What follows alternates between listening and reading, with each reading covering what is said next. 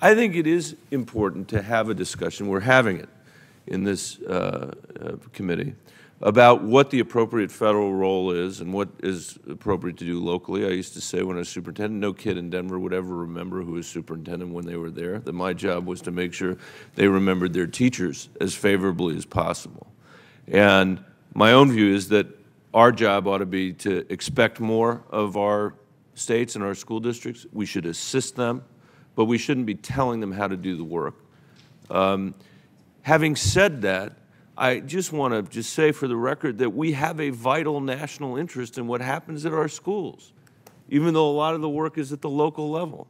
You know, it would amaze people to know, people don't know this, that by the 8th grade, only 16 out of 100 children living in this poverty can read proficiently. 16. 84 kids that are living in poverty in this country out of 100 cannot read at the 8th grade level. Only 17 of 100 are doing math at grade level in the 8th grade in the United States of America in 2011. They're not going to be able to contribute meaningfully to this democracy or to this economy if they can't do math at the 8th grade level or read. And I know that the senators, I hope, agree with that we have a vital national interest. The future of this democracy depends on this.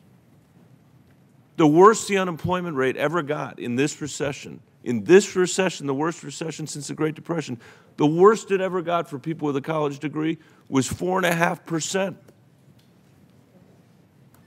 We have a structural issue in this economy that cannot be addressed if we continue to fail the children that are going to America's schools. And we didn't know what I just said before No Child Left Behind was put in place. That's right, the data. We didn't know it. There isn't a fiercer critic, maybe there's one, a fiercer critic of the existing law than me on this panel. But we ought to understand the value of it as well.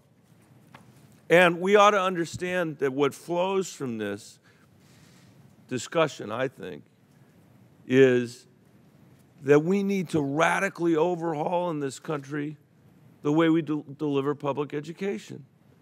We're not going to do it from here. I agree with that. But we have to do it. We have a completely obsolete system that was developed in colonial America, that was brushed off when we had a labor market that discriminated against women and said you got two choices, one's being a teacher, one's being a nurse. So why don't you teach Julius Caesar every year for 30 years of your life? We can't even imagine paying the person you were saying more than we should, and we should.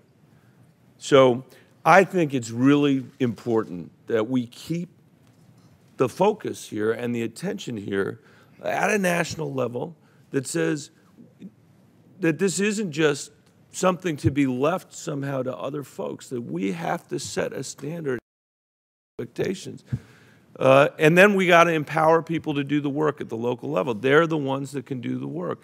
But, you know, we spend a lot of time talking about people's moral right to this or that and health care and other kinds of things. Let me tell you something. As a parent of 3 little kids, I can tell you that if my kids faced the odds that children living in poverty face, I'd quit my job tomorrow and spend my time making sure that those odds change. That's the way we need to think about this.